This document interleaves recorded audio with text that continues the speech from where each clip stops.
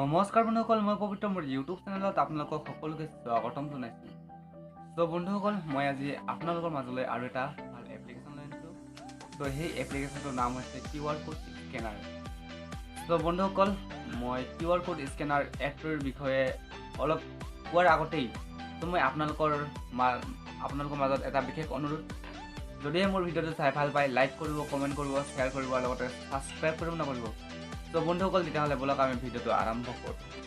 বন্ধুসকল, সেই QR scanner বাৰকোডটোৰ প্ৰথম মেইন কথা হ'ল যে কি, যদিহে আপুনি টিভি কিনে বা লেপটপ কিনে বা মোবাইল কিনে, চ' সেই মোবাইল কভাৰটোত এটা স্কেনাৰ বাৰকোড থাকে। চ' যদিহে আপোনাৰ মোবাইলত স্কেনাৰ বাৰকোড এই এপটো থাকে স্কেন কৰিবলৈ, চ' সেই এপটোৰ দ্বাৰা আপুনি স্কেন কৰি সেই বস্তুটোৰ সঠিক মূল্য বা কোন কোম্পানীৰ সেইটো বস্তুটো চাব পাৰিব।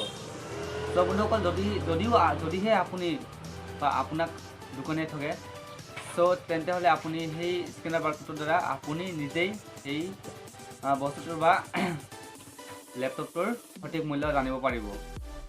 চ' বন্ধুসকল, 2 নম্বৰ পইণ্ট হ'ল যে মই আপোনালোকক সেই স্ক্ৰীন কাৰ্ডটো কেনেকৈ ব্যৱহাৰ কৰিব, চ' মই আপোনালোকক তাকে দেখুৱাম।